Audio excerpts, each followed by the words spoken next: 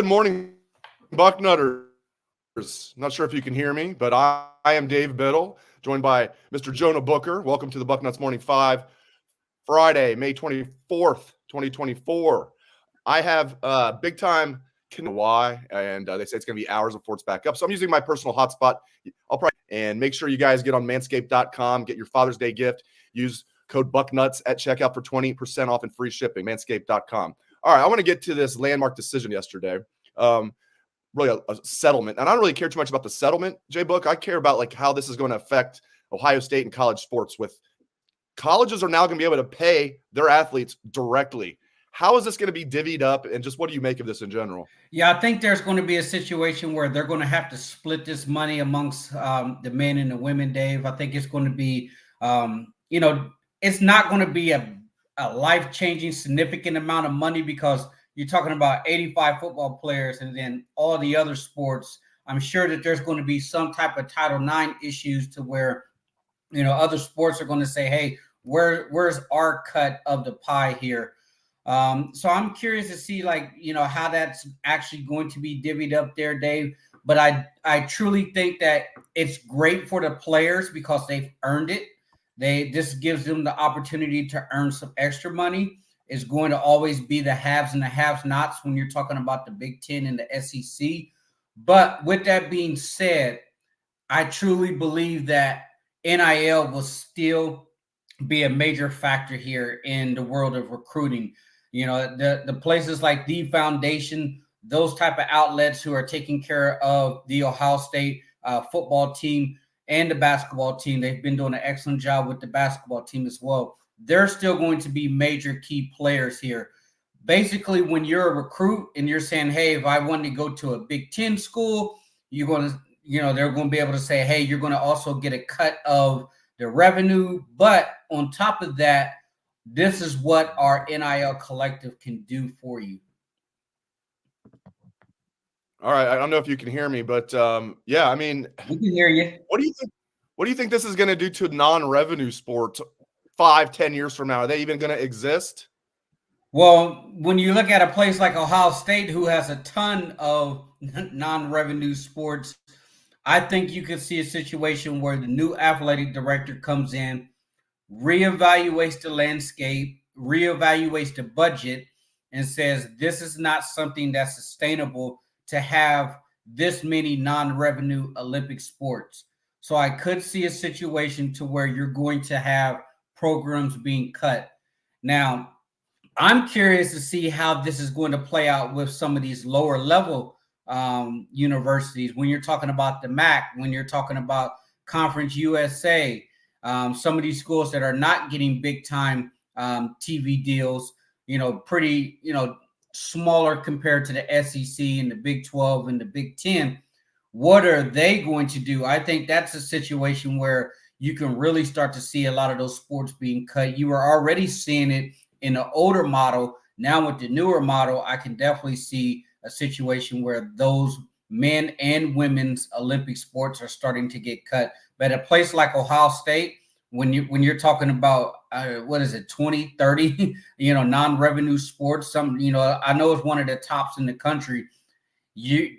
Ross Bjork is going to come in there and reevaluate everything that says, do we really need an archery team?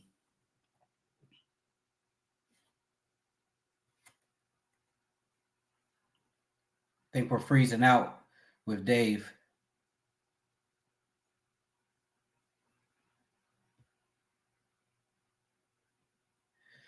And I will say, just continuing on until we get Dave back here. Team, I think it's cool that there's go on and here. I'll put you in here. There you go. How's this going to affect the? Yeah, we're losing you again, Dave. How will it impact the football team? Like, how will it? However much money? Yeah, I mean that's the big thing question. Is it going to be divvied up even? When you're looking at the money aspect, I think you have to divvy it up evenly amongst the players. I know some people are going to feel differently and say someone like CJ Stroud should be paid more than a true freshman who hasn't proven anything. But I think you have to be careful with that. You have to be able to be considerate of your locker room. How will this play into the locker room dynamics? If some guys are being paid for more, do you look at it as a coaching staff and says, okay, if you're a starter or you're in the 2 deep, you're going to make X, Y, Z. If you are a true freshman who just arrived in campus, you haven't proven yourself, do you make this amount? So I can see it being a situation where it's going to be a program by program situation where teams are going to have to reevaluate it and says this is the best course of action. Will coaches use it as an incentive, a carrot over top of people's head to say, you work harder, you make sure that you're hitting the classroom, you're hitting your study tables, you're doing everything that you're supposed to take care of your body. And if you do that, then yes, you're going to be able to earn this amount of money. So I think it's just going to be a case-by-case situation. And Dave, I know you're breaking up here. You could probably hear me. I wouldn't be surprised if I'm a recruit or your recruits go on to campus and they're asking, that's one of the leading questions that they ask the program, how is the money being divided up? How are true freshmen being paid? If you go to Alabama and they're saying our freshmen are getting pennies on the dollar of this money, you go to Georgia, you go to Ohio State and says our freshmen are being taken care of the equivalent of a starter. Those are conversations that you have to have. While Dave's breaking up, gang, he's typing in some questions here. Yeah, in the chat, will the Big Ten and SEC break away from the NCAA eventually? I don't think it's just going to be the Big Ten and the SEC breaking away. I think you're going to have all of major college football breaking away from the NCAA. I think you're going to have a situation where the Big 12, if there's an ACC still intact, they will be included in that breakaway. Now you're going to start talking about the lower level divisions here, where the lower level schools they really need to get their own playoffs. I think it would be great if you can see, the MAC and Conference USA and the Sun Belt, all of those guys, they have their own bracket. They have their own, playoff, similar that you see in the lower level divisions, and you crown that next champion. And then at that situation, like I would be curious to see how they handle the playoff seedings, because I know there's like a group of 5 that's supposed to make the 12-team playoffs or something like that. But for those other schools, I would highly recommend getting a new playoff. Dave, I think you're in clear now. Oh, really? For the next 2 seconds? All right, everybody, go to omahasteaks.com and get some Omaha Steaks. $89 Father's Day. It's great. I got some delivered yesterday. omahasteaks.com. Use promo code Bucknuts for additional savings. omahasteaks.com, promo code Bucknuts. All right, while you can still hear me for 2 seconds, maybe. What else intrigues you about this? We're going to look back on this as this. We've seen a lot of sea changes recently in college football, and this will be right up there. When schools can pay players directly. I mean, we knew this was coming, but it's very interesting. Yeah. The first thing that I was thinking, Dave, once it was announced, can we get Jim Tressel his records back? If Reggie Bush can get his Heisman back, players are being paid now. It's legal. The courts deemed that the way the NCAA was operating all of those years was illegal. I was thinking about this before our show, Dave. When I was in college, and dealing with the NCAA, and that was many years ago, but if you wanted a summer job, you had to run it past compliance. And if the compliance deemed that you were making too much money in the summer in Athens, Ohio, cutting grass, they will say, hey, you can't take that job because the NCAA would deem that, hey, this is illegal benefits or something along those lines. And I'm thinking to myself, like, hey, if I'm a 19-year-old kid, I'm going out there and I'm weed eating in the middle of the Ohio heat and stuff, and somebody at the time wants to pay me $21-22 an hour, who is the NCAA to come back and say, nope, can't do it because Johnny and Sigma Chi fraternity house, he will only be making $19 an hour. So because you're making $21 an hour, that's deemed illegal. I was just thinking to myself, like, how crazy it was, like with some of these NCAA rules and stuff. And you could only work so many hours, like during the summer and stuff. The NCAA at the time was saying you can only work this many hours. But I think it's great that they're getting out of the way. But I really want Jim Tressel's records to get back to him. The whole Tap 5 situation, now that we look back on it, how ridiculous does that look? How ridiculous does the NFL look for suspending Jim Tressel from being a replay coordinator? You see everything that's going on with the NFL and players getting in trouble. You see how everything's legal in college football. And you mean to tell me that Terrell Pryor had to sit out NFL games for what happened at Ohio State? It's just crazy to think about how far that we've come. And now that we're looking back about it, what the NCAA is doing was totally illegal.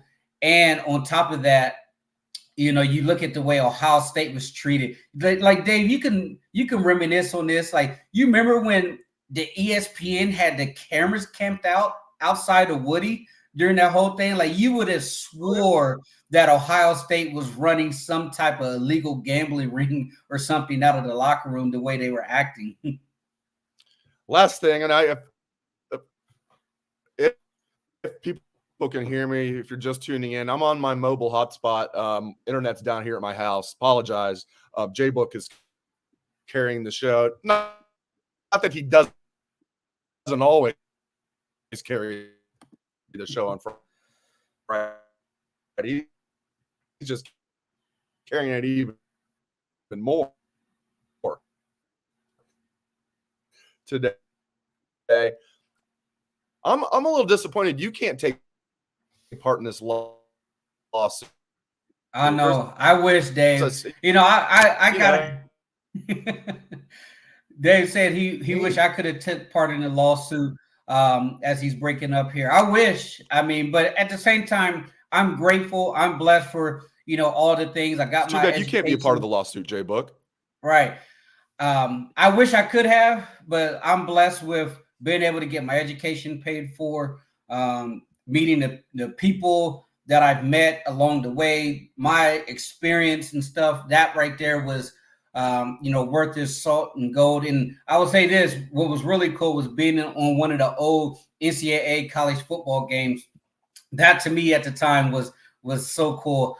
But yeah, I would say for those guys who have really set the table, like your Chase Youngs and your Justin Fields, those are the guys who really should have been, taken care of. So hopefully those guys, can get paid. Zeke Elliott's and the Bosa's and those type of guys who, really paved the way for these massive Big Ten contracts that really set the table. Those are the guys that should be really taken care of. I think they're saying something along the lines like 10 years back or something along those lines, or is how far they're willing to go back. So hopefully those guys take care those past players as well.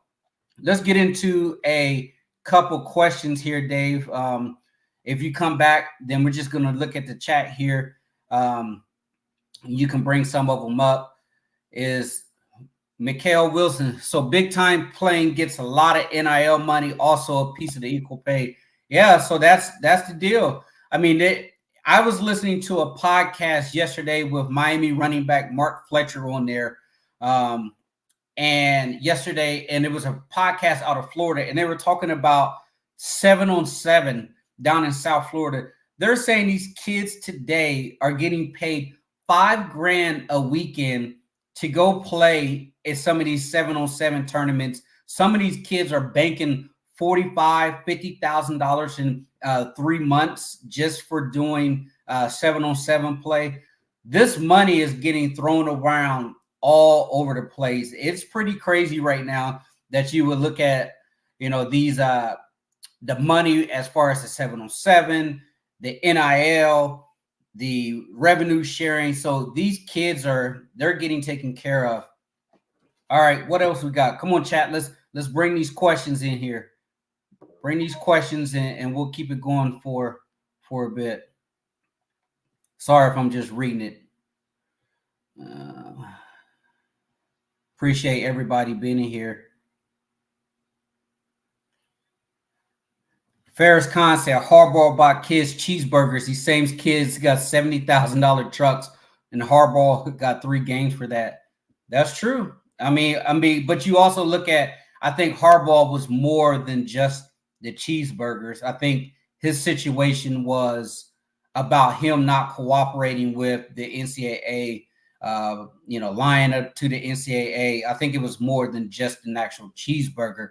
The cheeseburger in himself was just a small, thing right there. I don't see that as a big deal, but with him not cooperating with the NCAA, and we can look back and 5-10 years and say Jim Harbaugh was probably right not to cooperate with the NCAA because they're no longer existed.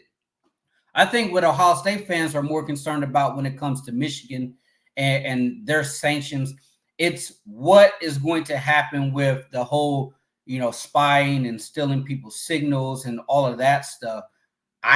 You guys have asked in this chat here. I don't know. I don't even know if the NCAA is going to be around. You look at the Jalen Rashada situation where he was promised $13.85 million from Florida. Now the NCAA is saying because of the Tennessee lawsuit that's on the table that they fear that they're not going to be able to monitor. They're saying that Florida's probably going to escape from that. So if you're talking about $13.85 million and an offer that's totally unrealistic to Jalen Rashada, will the NCAA swing back and actually do something to Michigan? I'm skeptical about that because I don't know if the NCAA has any power right now. They're losing case by case by case anytime it goes to court. So will something happen? Maybe, but I'm not going to hold my breath right now because of the way that the NCAA is operating. Elric asks, do you think Ohio State can actually beat Michigan? Heck yeah. This Ohio State team is loaded. I think when you look at the returning production at Michigan, you're talking about, out of all of the teams in major Power 5 football, I think Michigan is in the bottom 5%, 2% of returning production. You talk about the Joe Moore Award offensive line. They lost the entire offensive line. They lost their quarterback, wide receivers. They lost some key guys off that defense. Mikey Sandersill was the heart of that defense as far as leadership. He's gone. You're talking about Blake Corum, who is an absolute stud, who I think will do really well in the NFL. He's gone. We don't know if Alex Orji can even throw the football. We don't know if Alex Orji is even a guy that can be a starter at this level. You look at the Michigan beat writers who were attending their practice during the summer or during the spring. They were calling for a transfer portal quarterback because it was such a grind for the offense to even get a first down against that defense because of Alex Orji that they were asking for a transfer quarterback. So if you're going into the season, you got Texas coming in there early. You got Ohio State at on the road there. It's a tough schedule. Michigan has one of the tougher schedules in all of college football. I think the NCAA or Vegas has them at 9 wins right now. Do I think Ohio State can beat them? Absolutely. Will they need to beat them in order for Ryan Day to keep his job? That right there is to be determined because I don't think Day can survive another loss there. But you see the way things are happening in college football right now. You have to really weigh the situation of, do I want to fire my coach? Because you saw what happened with Nick Saban in Alabama. If you fire your coach, there's a very good chance that your roster during that 30-day window will get rated. Now, you better make sure that you make that decision while the transfer portal is open or it's going to be open, or you can run into what happened at Alabama. Let's get some more of these questions here. Kyle, hot take from Ferris Khan. Kyle McCord will outperform both OSU and Michigan quarterbacks in 2024. I will say this. Syracuse has a decent chance to make a run for the playoffs. They probably have one of the easiest schedules. They avoid a lot of the major players in the ACC, if they can be halfway decent, Syracuse has a legitimate shot. I don't know about him, performing better than the Ohio State and Michigan quarterbacks, because you're banking that Chip Kelly and Ryan Day is going to have whoever they decided to quarterback playing at a high clip.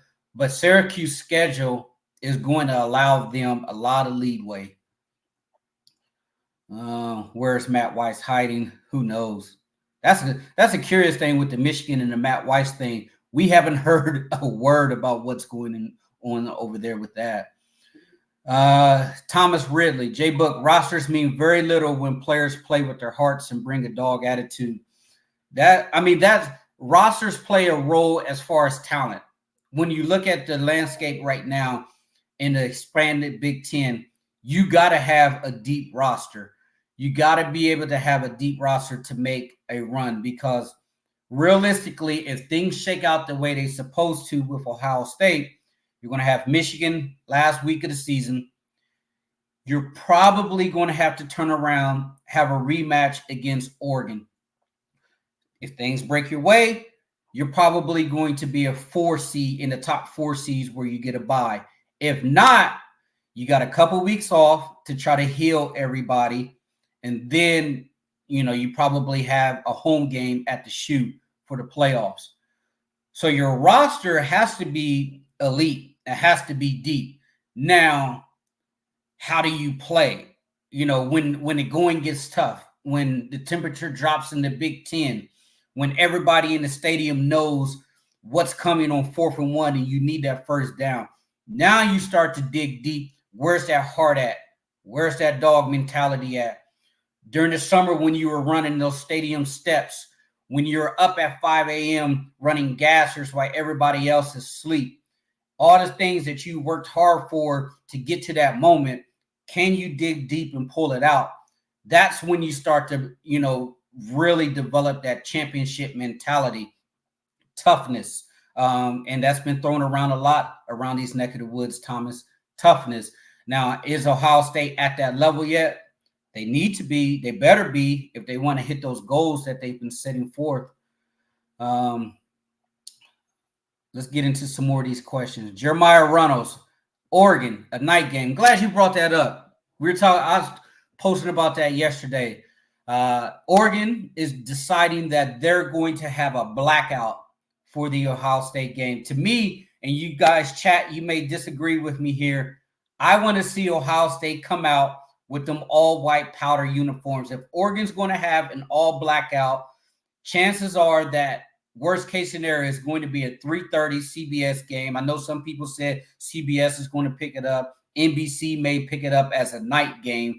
And now if it's a 7 o'clock night game on the West Coast there, it's going to allow you guys on the East in East Coast time all days to get lubed up, get fired up for that game. But that would be a brutal 10 o'clock kickoff time for you guys. So I'll be curious to know what that game is.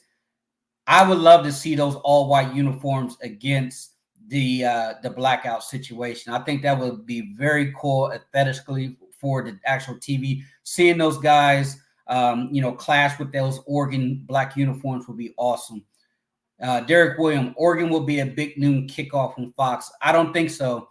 That would be a 9 a.m. kickoff, a big noon for the West Coast time. And I'm pretty sure Fox said something along the lines that they can't pick up that particular game. So I think it's either going to be CBS or NBC. But CBS, they do. I mean, I know a couple of those SEC games, they have some night games. So I'll be curious to see what that time slot is. Let's get some more of these questions here.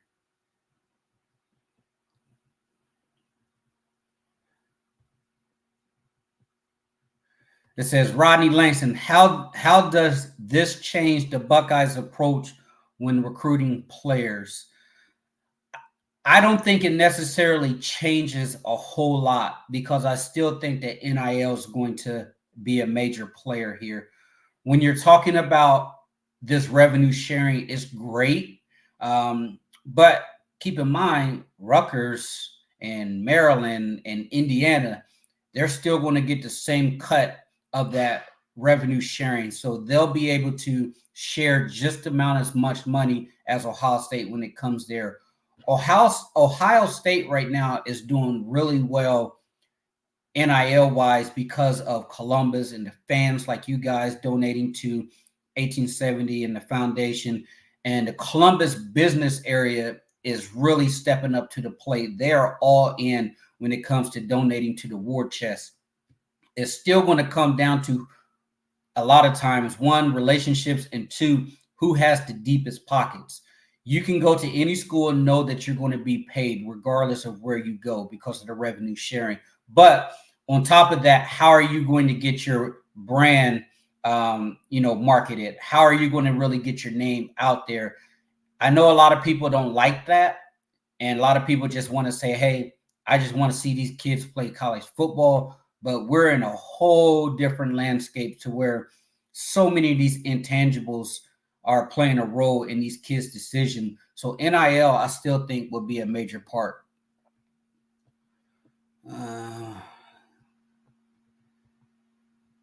See what else we got here. Yeah, Ferris Conway, I talked about how much of the 20 million goes to football versus other sports. We don't know that yet, but I truly believe that 20 million is going to be divvied up to some of the other sports. One of the things that Dave and I touched on earlier is, will this result in other sports being cut, some of the non-revenue Olympic sports? I think that Ross Bjork, once he fully takes over, is going to take a thorough evaluation of where they're at as far as the athletic program, because will it make sense for Ohio State to have rowing and fencing and archery, those type of Olympic sports that's not really bringing in any type of money? So I'm curious to see, will he keep some of those non-revenue sports, or will this actually cut out a lot of those sports? That's to be determined. Sorry, guys, I don't have the ability to bring the chats up on the screen like Dave, so I just have to just read them as we come along.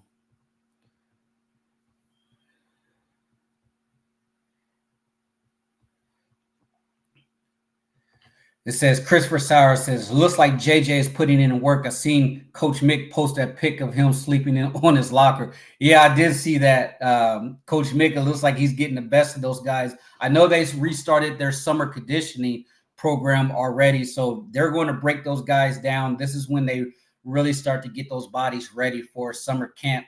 I think the recruits who are scheduled to arrive, I think they're coming in the next week or so. So it's going to be a rude awakening for those guys. But yeah, I saw that picture of JJ passed out in this locker room. Coach Mick got the most of them. Get one or two more questions in here. You guys are going at it with the Michigan fans. Derek Williams, with the bigger schedule, do you think we will see less players get redshirted due to them playing more against the weaker teams? I do. I think it's critical for Ohio State to play their depth, play their young guys. You can't keep redshirting guys the way you used to, maybe 5, 6, 7 years ago because of the transfer portal. You got to be able to play those young guys in a rotation. The days of your linebackers playing 99%, 96% of the snaps, that has to go. You have to be able to get those younger guys experience, because that is the only way that they're going to get better, is playing them. You can't replicate experience when you're in front of a stadium of 100,000 people and the bullets are flying live. You have to be able to have those young guys get in there and learn, make mistakes, learn from those mistakes. But with the grind of a 12-team playoffs, the teams that have the deeper bench, those are the teams that are going to make the run. Injuries are going to be a key part. If you can absorb injuries in October, in November, you're going to be able to set yourself up so that once we get into December, those younger guys that you've already played, they're not going to be deer in the headlights if you call their number. So I would say yes, the red shirts, I think, is going to be less likely, and Ohio State has to do a much, much better job of getting those younger guys ready to play. All right, last one. Derek Williams here. Or here we go. Michael Tiffin. JBook, this feels like an audition for you to be a regular presenter on Bucknuts Morning 5 like Dave and Dan.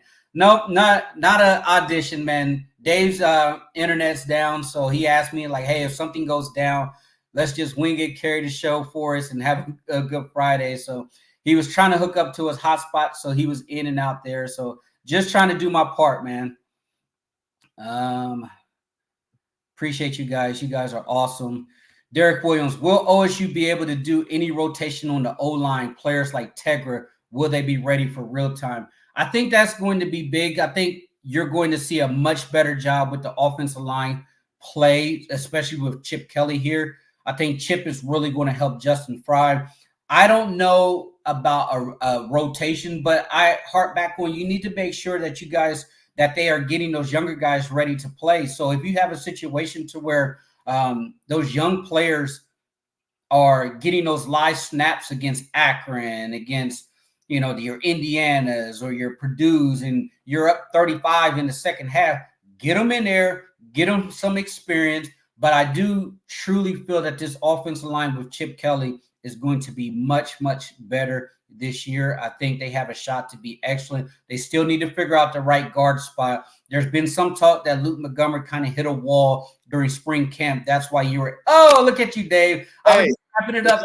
Question, man. Cable company called and got everything fixed. Look at you. I can't believe you're still doing the show. You're the man. Hey, I'm just answering questions, man. I told him I was like, Dave's internet's down, so let's get some questions going here and see what we can make happen.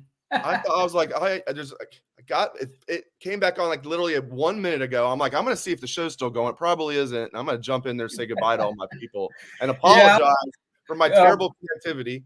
I was just shutting it down. That was my last one, Dave. So, all right. Hey, I appreciate the chat, man. You guys held it down today. Dave, next week we'll get it going again. But everyone has been so kind. So thank you so much for joining the Bucknuts Morning 5 as always. And everyone, you have a wonderful weekend. Go Bucks. Go Bucks.